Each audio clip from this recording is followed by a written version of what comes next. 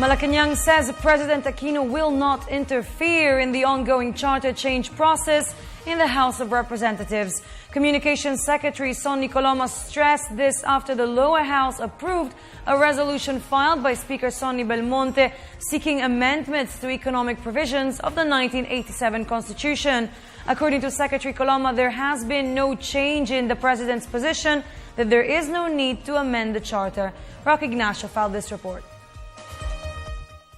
President Aquino maintains his position that there is no need to amend the Constitution at this time. Presidential Communications Secretary Sonny Coloma said this following the approval by the House constitutional amendments of a resolution to amend the economic provisions of the 1987 Constitution. Ang atin lang sinasabi ay sa ngayon ay hindi prioridad ng Pangulo yung usapin na yan. At marami siyang pinagkakaabalahan na sa kanyang pananaw ay mas mataas ang prioridad. Sa lahat naman ng pagkakataon, ginagamit ng ating Pangulo ang kanyang pagpapasya kung ano ang dapat gawin.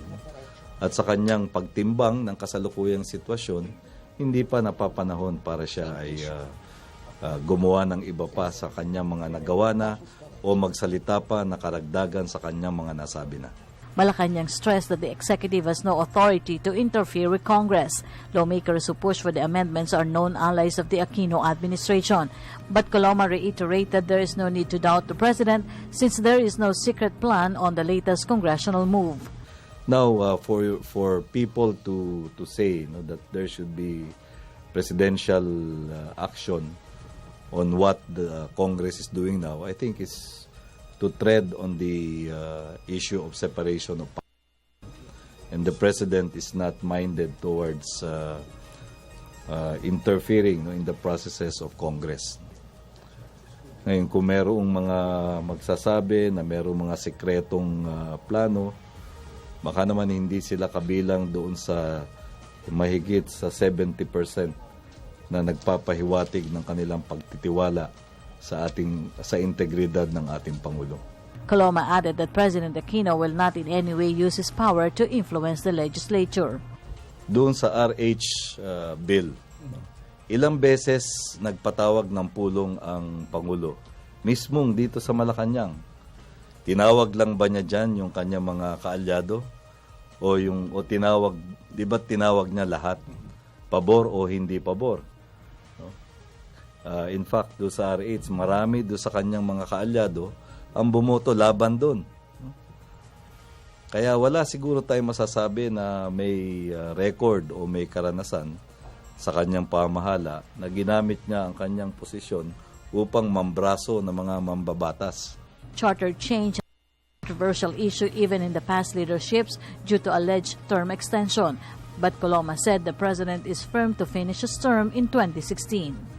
There are exactly 849 days left until June 30, 2016.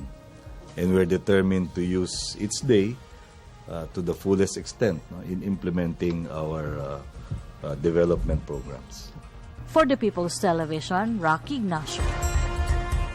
Meanwhile, Malacanang denies that there is a hidden pork barrel amounting to over 20 billion pesos allegedly being used to speed up the charter change move in the Congress.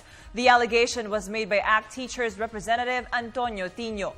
Communications Secretary Sonny Coloma said there is no basis for such allegation.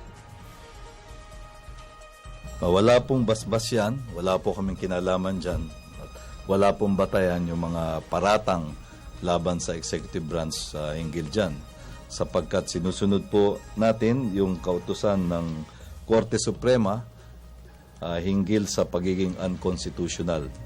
At malinaw doon sa desisyon ng ating Korte na ang gawain ng mga mambabatas ay buuin at isapinal yung pambansang budget.